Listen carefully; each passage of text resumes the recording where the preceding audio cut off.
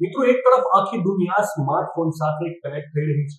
સેલિબ્રિટીથી લઈને સામાન્ય વર્ગ સુધીના તમામ લોકો પાસે સ્માર્ટફોન તમને અવશ્ય જોવા મળશે.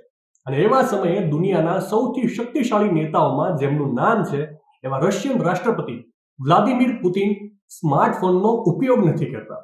સાંભળીને ચોક્કસથી આશ્ચર્ય થાય, પરંતુ આ સત્ય હકીકત છે.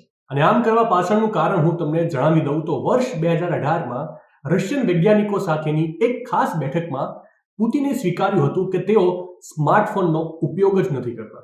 કેમ કે તેમનું માનવું છે કે સ્માર્ટફોનનો ઉપયોગ વ્યક્તિની ગોપનીયતા અને સુરક્ષા સાથે ચેડા કરે છે, અને આ એક ગંભીર ખતરો છે. ખાસ કરીને કોઈ પણ નેતા માટે આ ડિવાઇસ સમસ્યાનું કારણ બની શકે છે. તમને વિશ્વાસ નહીં આવે કે રાષ્ટ્રપતિ પુતિનનું જે નિવાસસ્થાન છે, જેને ક્રેમલિન કહેવામાં આવે છે, ત્યાં પણ તેઓ સ્માર્ટફોનનો ઉપયોગ નથી કરતા. જો તેમને કોઈની સાથે વાતચીત કરવાની જરૂર લાગે તો તેઓ એક સુરક્ષિત અને હાઈટેક ફોન લાઇનનો ઉપયોગ કરે છે, જેથી કરીને તેમની કોઈ પણ વાત લીક ન થાય. બસ આ જ કારણ છે કે પુતિન સ્માર્ટફોનનો ઉપયોગ બિલકુલ નથી કરતા.